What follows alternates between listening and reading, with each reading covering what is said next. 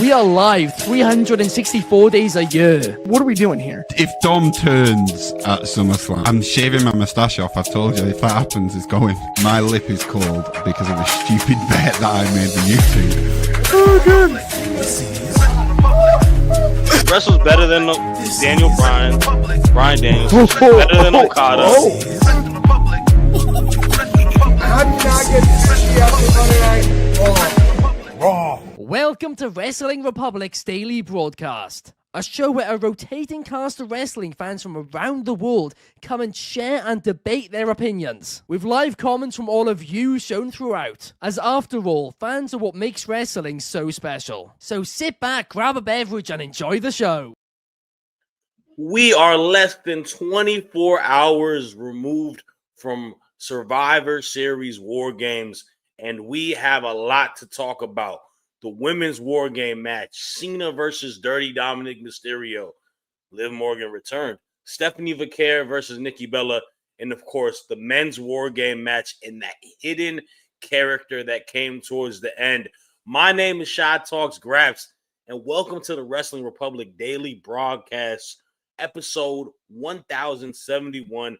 It is Sunday Fun Day, but we're not doing Fun Day activities. We're here to review last night's show. A very, very controversial show. Some good, some bad. We're going to talk about it all. And normally, y'all don't see me host on Sundays, but when jury duty comes, you got to go ahead and make do. So let's get it. I can't do this alone. I got a wonderful cast with me. First and foremost, we're going to start ladies first. My good sister out in the West Coast, Mary, how are you doing? I'm doing good, brother. Glad to be on another show with you and another special guest who I haven't been on the show with yet, but I'll let him have his own intro. Yes. And it is always a pleasure doing the show with you as well. Last but not least, man, I got my guy. He came in last second. I needed him. He came through in the clutch. So much respect to him. My boy, Dez, how are you, man? I'm doing good. Thank you guys so much for having me here. Last night was Survivor Series, like you mentioned, a polarizing show. I honestly didn't think it was that bad, but I'm excited to hear what y'all got to say, so let's get going. Yes. And let's talk about it in full scope because, like you mentioned, it is a very, very critical conversation because a lot of people thought more negative towards it, but we're going to talk about it all. And let's talk about the women's War Game match. The team of the heels, Becky Lynch and company, Lash Legend, Nia Jax, and the Kabuki Warriors taking on Team Rhea Ripley with her posse of Io Sky, her bestie, Charlotte Flair, Alexa Bliss, and I'm forgetting one other person in there, aren't I? Alexa Bliss, Charlotte. Flair. Charlotte, Alexa, Rhea, Io, Yeah. and AJ Lee. I forgot the you woman got it. did nothing in the match. So let's start with that. This match was the opener, and maybe I had high expectations because the last few years, the women's War Game matches delivered. I thought when we had Team Bianca versus Damage Control, it was a very, very well wrestled match. A lot of crazy spots going on. And I thought we were going to follow suit this year. You have a star-studded cast of professional wrestlers that I just named. To me, something didn't click. And I don't know if it's a lack of time because I felt like a lot of it was rushed. I don't know if it was a lot of moments. But I'm going to say this here because I know a lot of people are going to be upset that I do this, but I don't care. We had two shows do two styles of matches. And this has nothing to do with the talent. This more so has to do with the bookers and WWE as a whole. You look at War Games and you look at Blood and Guts. I feel like AEW allowed their women to get more time and cover more base with it. I don't think WWE allowed their women to cover more base. It's not about the blood. It's not about the weapons, but it's about what you do and your maximized time, the stories to be told. I feel like there was a chance to tell a lot of stories because there was a lot of stories going into it and we didn't cover a lot of base towards it. And we kind of rushed into the ending. AJ Lee gets the tap out on Becky Lynch. My issue with that is what's the direction for AJ Lee? You know what I'm saying? Like, what is AJ Lee doing on a week-to-week basis? I don't see her consistently there, and I didn't see her do entirely too much in the match for her to get that tap on Becky. The other side is this. There was some positive in my opinion. I think the biggest winner is Lash Legend. I think she looked like a star last night. So it did do her job on that. But to me, it just didn't deliver to the point where I wanted it to deliver. But I want to know what y'all got to say about it. Mary, I'm going to pass it to you. What are your thoughts on the War Games match last night? First of all, I am absolutely triggered by this caption right here. She did not tap.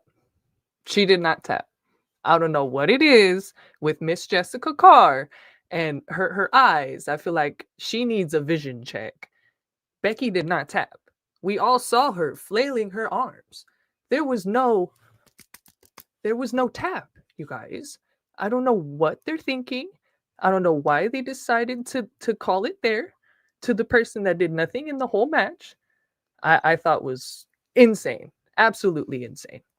But as far as for what you said about Miss Lash T Legend, she was a absolute star. She was the MVP. She was definitely the rising showcase in that whole match, which is how strong she is. She is just so strong. I love that. She showed out with Charlotte. She showed out with even her and Alexa Bliss were going at it periodically here and there. And I loved her showcase in the whole match. I think that was honestly the only thing I really enjoyed, which is how they kind of showcased her during that whole thing for what it kind of felt like was a little bit rushed.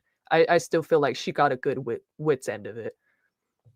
No doubt. And, you know, me being Mr.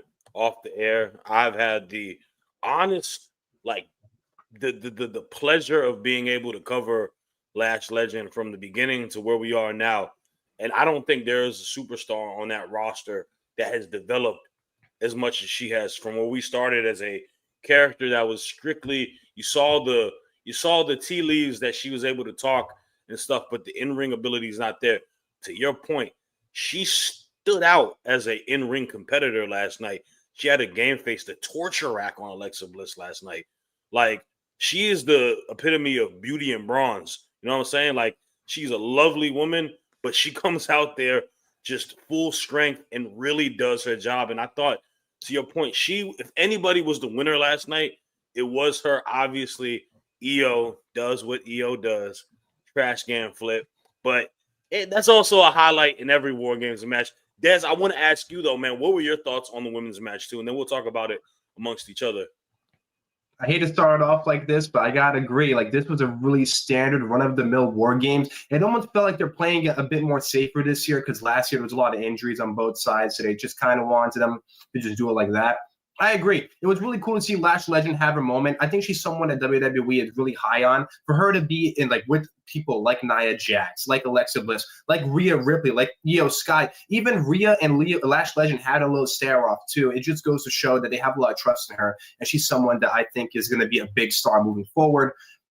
I didn't even notice this actually because I was watching it yesterday. I had to watch it back. There was a moment in the match where it looked like Rhea Ripley was being ganged on by all the heels, but then Charlotte Flair came in for the save, and I thought that was some really interesting storytelling, given that Charlotte and Rhea, they have history. Of course, they had both matches at WrestleMania, I think 37 and then 39, which was a fantastic match. So I thought that was also really cool. Io Sky, I mean, we really talk about her. She's phenomenal. Like, the way that she does that spot every single time, like, even if it felt telegraphed, it was so cool that she had her own trash can as well, and he had the lid. The way she does the flip too, like before she like jumped off the cage, here she did like a whole moonsault. Like, it was unreal. But yeah, I gotta say, it was a really standard run-of-the-mill match. I gotta agree with Mary. Becky Lynch did not tap out. All right, this is the conspiracy theories coming back for Becky Lynch. You know, we already said Bleach Report said she's the best wrestler. Wrestling Republic now says that she's the best wrestler, and I feel like she needs justice for Becky. Yeah, and I'm gonna pull up something. I'm gonna pull up something real quick for y'all because there needs to be some sort of investigation. This is Twitter. This is Jessica Carr's Twitter. What does that say? Karma is a beautiful thing. Jessica Carr, the woman that spells Jessica incorrectly, a woman that has 2 R's in her name when Carr is spelled C-A-R. you are a utter embarrassment to refereeing. You literally should not be given that position anymore. You should be serving I don't know, turkey subs backstage for catering. They need to allow you to do something else while you are employed with the WWE. The San Diego Police Department, where were y'all last night? Where were y'all? Nowhere to be seen. Like you were arresting all people that you shouldn't be arresting, but you couldn't arrest her last night for the travesty that she occurred. Absolutely disgusting behavior. Justice for Becky Lynch as we continue. But let's read a couple comments before we get to the next topic. DCX Warlord is at the hat counter. He said this is 13. As long as I am on the show, I am going to be wearing a hat, DCX Warlord. Man, sometimes I'll come out with the baldy. The memo. But 9 times out of 10, I got to keep that on. There you go. Fernando Zayas has renamed the show Boar Games last night. All right, bro. That's pretty good. That's pretty good. Luis Morales saying, like the great MJF said, me. Like that Abby, by the way, My Hero Academia. We also got Calix over Carr. They look like each other. Calix is a scrub wrestler on Evolve that wears the masks. Maybe I don't know, man. They got a similar build. Both trash people though. And then we got the homie Adrian Padilla saying, "Good morning, everyone." Homie. Let's go, you guys. The W in wrestling. That's love, man. I appreciate that. That was homie. Mary's homie, man. So if you a homie to Mary, you a homie to all of us over here. Yes, sir. Let's talk about what y'all want to talk about, man. Let's talk about the Intercontinental title match. In my humble opinion, match of the night. John Cena versus Dirty Dominic Mysterio.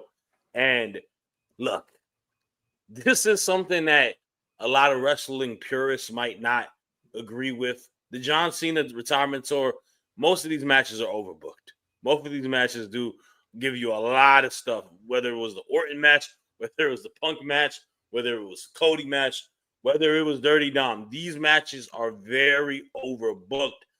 But man, oh man, when they overbook it, they make it make sense to me. The only things that I have a little smidget of problem with is the referee logic. It doesn't make a whole lot of sense. Dom should, by virtue, got 1, 2, 3. You shouldn't have kicked someone out. You didn't see it. Why are you tripping about an injury? He just recovered. It's not a big issue. He was trying to call him a liar. He might be that might be Jessica Carr's dad. We might have to do a DNA test on that one. But he might be home. The big thing that we got though is the end, man. We got Liv Morgan returning, helping her man, Dirty Dom. A quick fake me out, but going ahead and kicking John Cena in the John Wiener, as she called it on the post show. It was crazy, man. Cena did get to hold that IC title. He got to be Grand Slam champ, but he does put Dirty Dom over in this match. I personally enjoyed it, but I want to know what y'all think. Des, I will ask you first, man. What are your thoughts on this match? I agree with you in the sense that I feel like this was the match of the night. At the start, I was kind of like, man, I don't know. Like, it hasn't really hit that gear. But then after the whole injury angle happened, it just seemed like the match took off. It was a lot of fun. I got to say, huge shout out. We already talked about Lash Legend, another NXT superstar, well, former NXT superstar, Roxanne Perez, man. What a year it's been for her, right? She hits the pop rocks on CM Punk, and for her to do it on John Cena. And then Raquel Rodriguez, I think she hit the Tahana Bomb on John Cena too, which was, it's just so cool, man, the way John Cena just gives back to the business, whether it's a man, whether it's a woman, it doesn't matter, man. He truly is caring about the future, and it's awesome to see. But the match was a lot of fun. Look, I blaze Dirty Dominic all the time, but come on. You can't tell me that was a good sell. The way he sold that, man, I genuinely thought that he had separated his shoulder. It looked very reminiscent to the way Penta did it, which I feel like was intentional. But the way it sold it, man, was really, really good, man. Truly, Dirty Dominic Mysterio, from where he was in 2022, to say in 2025 that this guy would have aura and would be one of the biggest stars in the company, people probably would have laughed at it and be like, nah, this kid's really green. He's Rey Mysterio's kid. But the way he's taking control of his whole character and persona, having Roxanne and Raquel by his side and having a San Diego crowd behind his back, well, for the most part, it just goes to show, man, he's a huge star, and that's why Cena's really high on him. Liv Morgan coming back was really interesting too. I gotta say, Davis is the one that mentioned this. This was very similar to the way that John Cena turned heel on Cody Rhodes, except John Cena didn't, hug Cody Rhodes and like wrap his legs around him. I think that'd be really strange. But it was similar in a way where the face expressions happened. But yeah, it was really cool. I gotta say, I don't think Liv Morgan's gonna be trusted very dominant anytime soon. I feel like the face turn is gonna happen. But this was a really fun match, and yeah, it was a blast. I thought. Yeah, no doubt. I mean, obviously the facial expression that she had was a lot crazier than what John Cena had. Liv Morgan, man, it is great to have her back. I got to see what this story aligns to, because in theory, this man wasn't answering her phone calls for her to just hop back and be all good. Maybe women like toxic dudes like that. I don't know. I mean, toxic. He's chicken tendies, bro. He's just like one of us. Right, bro. I don't know, man. But not in all seriousness, I'm curious to see what goes with this. I said it obviously. Tomorrow you'll see it. But I think personally, Liv and Dom just need to, if they're going to be an act, they need to be so far removed from the Judgment Day at this point. They need to kind of be their own team. And this is a hot take. I think the women that won the most last night were the women in this match. Like to your point, I think John Cena did a phenomenal job showcasing, giving a big moment for Raquel, Roxanne, and Liv Morgan to be such a pivotal part of this match. Those three are the reason Dominic is the Intercontinental Champion. So, but Mary, obviously, you are probably the biggest John Cena fan I know. I'm sorry, Jordy in the bank. I'm sorry, Davis, but this woman owns every John Cena t-shirt. I'm flattered. You know what I'm saying? She so got enough flattered. shirts in her closet that the retirement tour would have a surplus on it from this. What happened? Y'all don't need to go on WWE Shop. Y'all could just buy it from me. That's fine. Gary, I want to know your thoughts on your GOATs match last night. I am so sad that these referees don't understand logic. When Dom hit him with that frog splash, Dom should have won there. But I'm going to let it go. Did I say I wanted Cena to win? No. And as much as that breaks my heart, it was a great match. The girls did a great job with showcasing the group's just aura at its finest. Just typical Judgment Day fashion. And with Liv Morgan coming back, I feel like this is going to lead to a really, really, really great face turn for her. As to when, I have no idea. I guess kind of like what Roman Reigns said, that's for you guys to decide.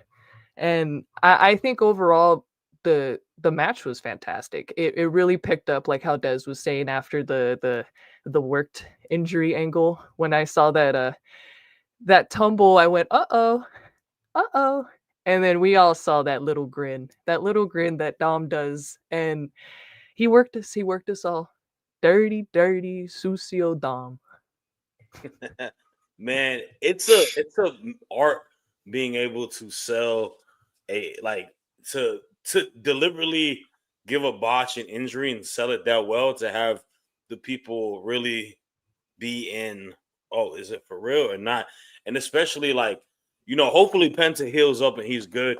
Sure. But like you said, like the fact that it happened this past week and we had this, a lot of people are like, oh no, is this the wrestling injury bug again? Like, luckily it's not. Luckily it's part of the story, and we'll see what goes on. But I do want to get through a couple comments before we get to the next topic. And we got the homie XO Skeleton, spelled a little differently. It seemed like the point of the referee ejecting Roxanne and Raquel was so Liv could sneak in, but they did it weird. I definitely agree with you on that. I feel like the timing of it felt a little murky. I don't know. It just didn't. It wasn't very smooth to the point. But I mean, you kind of get past a lot of it. The pop rocks that she hit on him was clean as a whistle. Right. We got Fernando saying that this was totally match of the night, and he loved seeing Liv Morgan back. Skeleton was also at the show where Liv got hurt, and he's happy to see her back. As am I, man. Wrestling, and especially the WWE, is in a good place when you have the divisions as stacked and healthy as they can be. And Liv Morgan is somebody that I think is transcended as a top woman in the division, like very quickly as well. You talk about Dom, Liv, man. People didn't even expect her to be the number one person in the faction that she was in, the Riot Squad. And now you look at it, what they came in, 2018, 2019? Talk about, 2017, something like that. Talk about 8-9 years later. She's at the top of the wrestling food chain right now. She's at the top of it. And her counterparts obviously are loving real life, and respect to them too. No disrespect to them. But that shows you that she really had to climb and put in the work. And that's amazing to see by her. And then we also got, fun fact, yes, her childhood crush was John Cena. And I saw the video that she spoke about in the Complex shoe store thing. She had the little little photo shoot with her wearing the John Cena stuff. It's a full circle moment, man. A lot of these people got to watch Cena as much as we did. And, they're all around our age. Ben's like 5, so.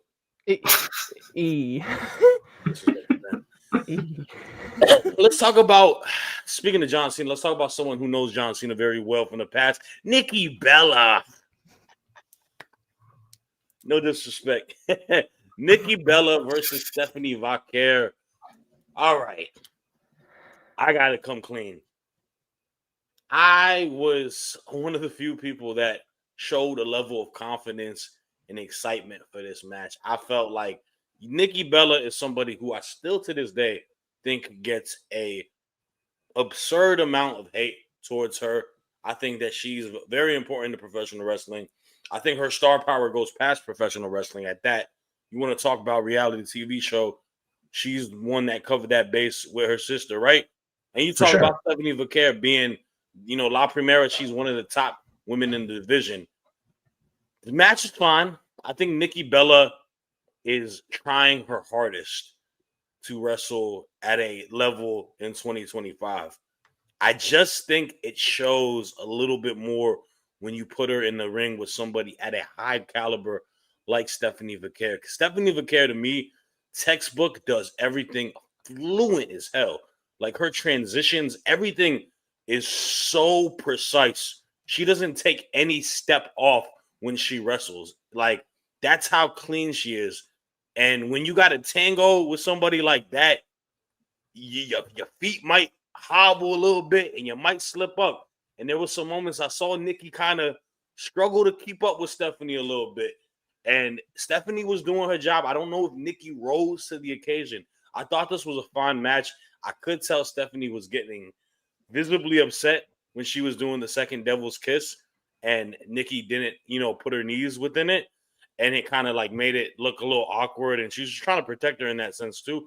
You could tell after she did it, she had that same angry face she had when she did it to Roxanne on NXT match last year. And I don't know, the chemistry just it was good enough, but they had to go against a tough. This match was the toughest match to have on this card tonight because they had to go against 2 War Games matches and go against John Cena. And if they weren't going to hit a home run, then they were going to be in a room to kind of fail more than anything. And also, timing-wise, co-main event, I don't think they did them service by that. But am I just a hater or am I talking a little bit of facts? I want to know what y'all got to say. Mary, I'm going to pass it to you first. I completely agree. I think at some brief moments we saw kind of Nikki get a little stiff. I don't want to say she was stiff the entire match. It's just there are certain brief spots during it that you could tell like she was just like, whoa, I would hope to Nikki's perspective, she's saying, wow, my opponent is just really, really good. But unfortunately, I could see Stephanie's frustrations and she was just like, come on, like sell my move a little bit, just a little bit, like that much. But it was a fine match. I watched it all through. I didn't really have much complaints. I just hope for the future for Miss Nikki Bella, if she's going to be in a particular storyline of this stature, it needs to have a little bit more time. Having only 2 weeks for this build, let alone like with the John Cena and Dirty Dom build, it felt a little just, here you go. Like, here you go. This is the match that we're all wondering and we're all predicting. Here you go. But then that doesn't show each particular star's showcase in the timely fashion that we usually see, rather than just, oh, this is the co-main event. Awesome. No disrespect to Nikki at all. I've been watching her since I was a little girl, even not to be cringe when she was a certain someone's fiance as well. But she is a pivotal woman in this wonderful women's division that we have still to this day. And I still think that people do hate her a lot more than they should. But to the end of it all, she just needs to be able to understand that these girls are a lot stronger, a lot faster, and a lot quicker. And I hope for the future for her that they just give her a little bit more time to not show that ring rust, but just so it just doesn't look bad on her at the end of the day. Yeah, Mary, I think the timing aspect that you mentioned is probably the key to it all, especially storyline wise. Like, I went into an excitement for it because I felt like Nikki could pull something different to Stephanie, because Nikki is, on the contrary to Stephanie, Nikki has experience with storylines. Nikki has experience being on television her entire career, cutting promos, doing the whole nine. And I felt like, you know what her repertoire, like, this is one of those things where it can pull the best out for both of them because they're so different. One lacks in something the other can gain, and vice versa, where I don't think they gave an avenue for the story to be told, to be honest with you. I mean, besides her attacking her at the entrance in the initial hit, like the last Monday, wasn't it like a promo package? Yeah, Stephanie was doing a promo package. Yeah, no interaction at all. And that is difficult for someone like Stephanie Vaquer, who is new as champion, and you want to really legitimize her as a world champion. I'm not saying the sky is falling and she's being done dirty, y'all. I'm just saying in this situation, could have made a couple modifications. But Des, I want to know your thoughts on it as well. Yeah, I'm with you guys. I feel like the timing, definitely, there wasn't a lot of timing there outside of like the backstage attack. Well, not the backstage attack, the attack that Nikki did behind Stephanie's back. There really wasn't much there. I'm going to be honest. Normally when it comes to Nikki Bella, like, she hasn't really been my favorite all time. But I got to say, I think this is one of the better Nikki Bella matches I've seen this year. Honestly, probably all time, to be honest with you. Like, I feel like the dynamic works between them, right? Nikki does so well as the heel. You know, she plays the mean girl so well. Just a person that's like, I've been here before. Like, you're not even on my level, like, in terms of like character work. And I feel like the two, they played it really well. I gotta say, the way that Stephanie stomped on like Nikki's throat, that thing looked vicious, man. The way they sold that, I thought that was really well. And the match itself, like, it was fine. You know, like, I feel like, compared to the one that Nikki had against Becky Lynch, I feel like this one was better, and I think that's just a testament to how good Stephanie Vaquer is. Her shirt, as she always says, is wrestling is her first language, and it feels that way because even though she's learning English and she's not very fluent in it, she's fluent in wrestling. Like, she knows the art of professional wrestling, and I feel like that's what makes Stephanie Vaquer like such a fantastic talent to have. But overall, yeah, this was a really fine match, and I am interested to see what the next direction is for Stephanie Vaquer, because honestly, I feel like they don't really need to set something up probably until maybe January, because there's such a gap between now and Saturday night's main event. For sure, and there's a comment right here that I agree with wholeheartedly.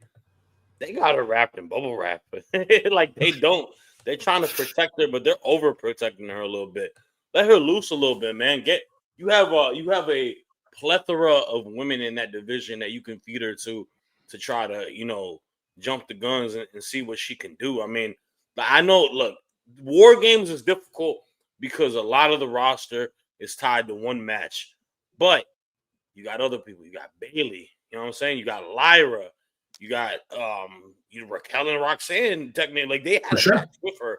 That could have been the match for War Games, and that would have been a very well wrestled match. I think someone like Raquel is worth that opportunity. Where, I don't know, it's a lot of it. I think the name of the game last night was try to get the youth to a next level, but a lot of the name of the game is namesake value and them kind of riding off of the people that you're familiar with, and a little bit of it kind of gets lost in the time sometimes with the booking, in my opinion. Like I feel like they don't realize that fans don't necessarily love a lot of the people as much as they do, or they're not as big of a excitement to want to see. You know, like I feel like there's you got to have trust in your today's stars as well because they are a draw. I agree. We got Brooklyn and Joker saying, I can see Ripley winning the Rumble, then Vaquer versus Ripley for the title, and then Ripley winning at Mania. Possibly, I could see it. I don't know. That's a tough one. It's a tough one, obviously, because that kind of, I don't know. Stephanie's got to still build. It's kind of like the Tiffany factor. Like, we know how talented she is, but like, you got to book her some stuff to show that talent too, or you're gonna have a dud of a title reign. And right, yeah, man. But you know, that's what we'll talk. We'll end off on that. Let's talk about the main event, the men's War Game matches. Division. Braun Breaker, Bronson Reed, Logan Paul, also aligned with Brock Lesnar and Mr. Drew McIntyre, facing off Team Roman, I think is what we kind of went with. But Roman Reigns, yeah, I think Roman was the captain. I think the captain was Brock, technically, for the heel team. I feel like both captains were last. Yeah, I think you're right. Yeah, so it was Team Brock, which I don't get why he gets to be a captain, but I digress. But Team Roman, his two cousins, the Usos, Punk and Cody Rhodes. This was fine. This was very similar to what I got to say about the first one. The ebbs and flows of it felt a little strange. I think it started off slow. I think in the middle it really got good, and then it was done. So to me, that's kind of how the match went. But the two notable things that we got to talk about within this match. One, the ending. Someone hops into the ring, hooded man, hits presumably a super kick, curb stomp, trying to play off, making it seem like it was Seth Rollins. We don't know. Seth is hurt, but he did attack Punk. Second, the heel team wins, obviously. We got the post-match, the interaction. Roman Reigns, Cody Rhodes. They are teasing a potential match between these two. I said it earlier on the wrestling podcast. It was very telling that Roman was able to shake the hand of CM Punk, but he did not rock with Cody. And Cody felt very different last night. And I compared it. I think you'll like this, Des. Compared to the Eagles. Star-studded team, the synergy's not there. Guys are not on the same page, and it's the reason of the demise and loss. Obviously, there's cheating in it, but there was a lot of points. Cody hit Punk, this, that, and the third. I want to know what y'all think, man. First, who do y'all think this hooded individual is? And two, what are your thoughts on the Cody and Roman Reigns ending and all that kind of goes? And obviously talk about the match as well. Mary, I'll start off with you. With that masked individual hitting probably the cleanest curb stomp I've seen in ages, I have no idea. I want to say it's maybe Austin Theory. Could be a call-up. Could be someone debuting.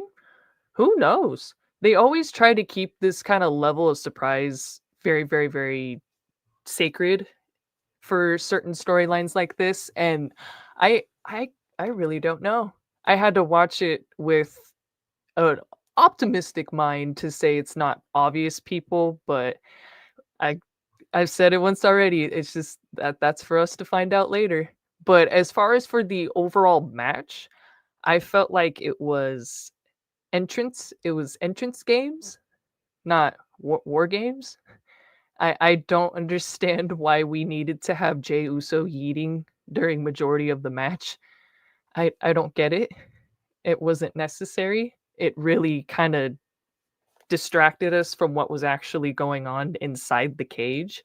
And this is kind of what too I was talking about last Sunday when I was on for Sunday Wrestling Purgatory. I said we need to get War Games back in there and revised, rebuild, and reclaimed, or completely scrap it. because we're not going to have a hour-long match with majority of it being entrances and nothing really happens until the very, very, very, very end. I'm confused. The most exciting thing out of that whole match was, besides Braun Breaker almost breaking his neck, was Roman and Cody basically teasing the trilogy. That was it. Everything else I just felt like was very slow, wasn't really kind of attentive to current storylines that were going on, and I was confused. You know what? I want to say this because I watched it with my wife last night, and we also watched Blood and Guts. And one thing that she pointed out, and this is someone who is a casual wrestling fan, watches when I watch it, not as regularly as us. She's like, they don't do as much in this. A lot of it is guys just getting hit on the floor, and they're all on the floor for the longest time, and then you circle on a couple people where in Blood and Guts, you saw a lot of chaos happening, different camera shots within every single increment of the match. And a lot of it, I gotta be real with you, is who you pick. And in this match, there's a difference between the War Games matches we used to see in Black and Gold to what has been given to us on the main roster. It feels good on paper because it's an all-star game of people, but I watch enough all-star games to see guys don't ever try. Yeah, so that's also the truth too. Just because it's the star-studded event, don't mean it's going to hit and click on all cylinders. And to your point on that, I definitely agree. I feel like that was a big element of why the match did feel flat. But I'm gonna pass it to you right next, Des, because I want you to give your take, and then I want to talk about it collectively. Because I know you bought some stock, and you think your man's is the hooded person. Go ahead, talk about it. We'll get there. We'll talk about the match first. The match, I'm not going to lie, I didn't mind it. I'm going to be honest. I don't think it was as good as past War Games match, but I didn't mind it. I felt like the spot where Cody is like trying to beat up everybody and he elbows Punk in the face. I thought that was really telling too. I also noticed the scar that Cody has in his eye. The way the camera was put on him, it looks almost like he has that edge on him. And I thought it was a really nice touch. And I thought the match was fine overall. I got to say, Brock Lesnar leaving the cage to beat up Roman, I know we've already seen Brock and Roman like 18 million thousand times, but I thought that was pretty cool. For a split second, I was telling Ben, when Brock hit the F5 on Roman Reigns, I'm like, what if Randy Orton comes into this match, right? And he's going to be the last guy because Roman, he's not fit to compete the rest of the match, but that didn't happen overall. I love the finish too, by the way.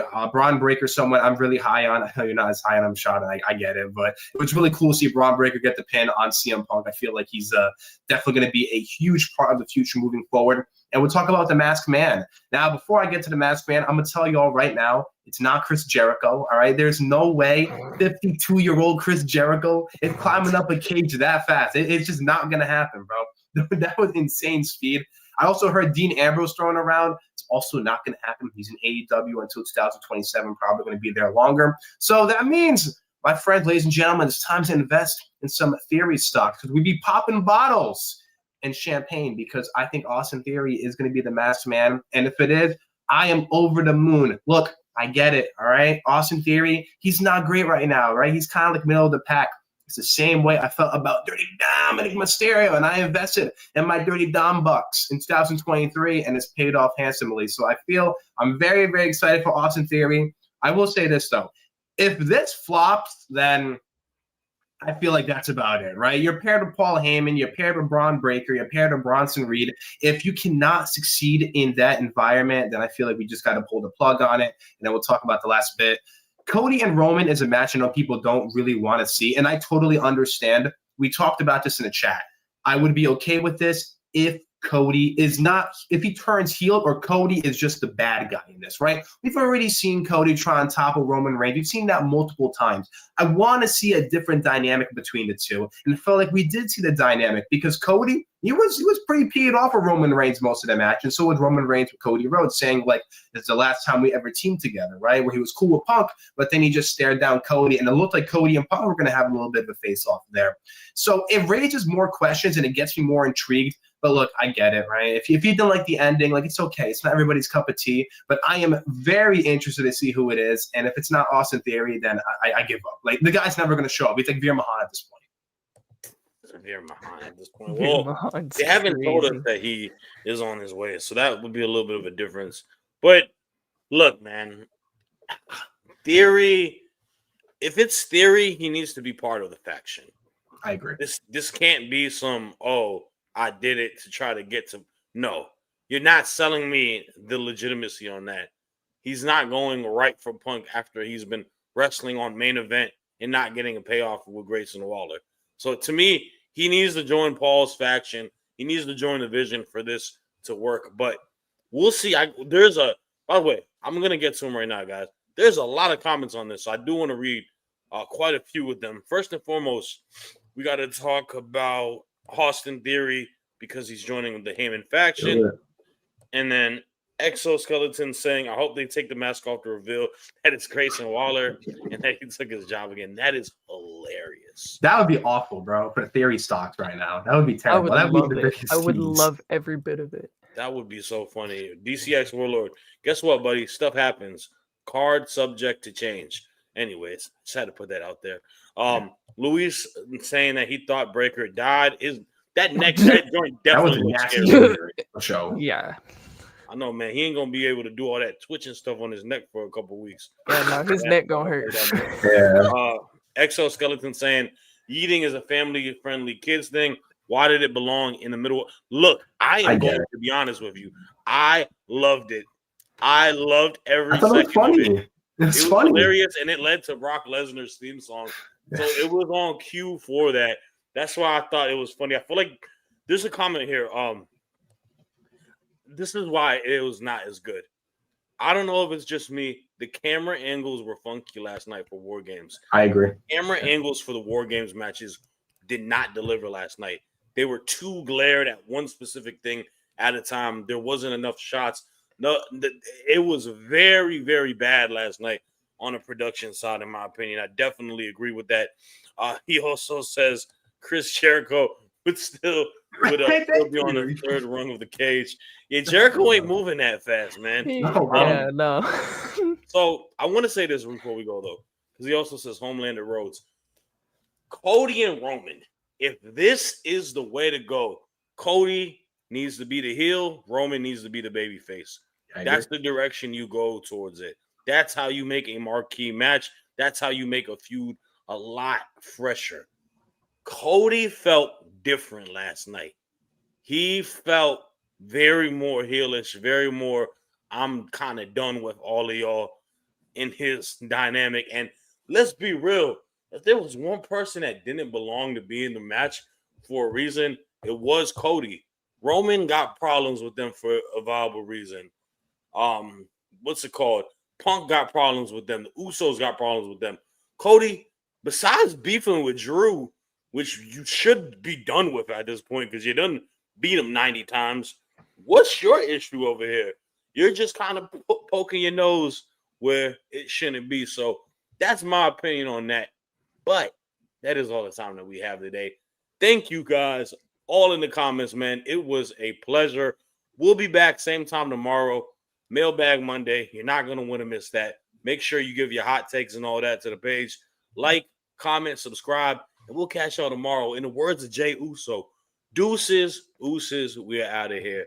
Peace.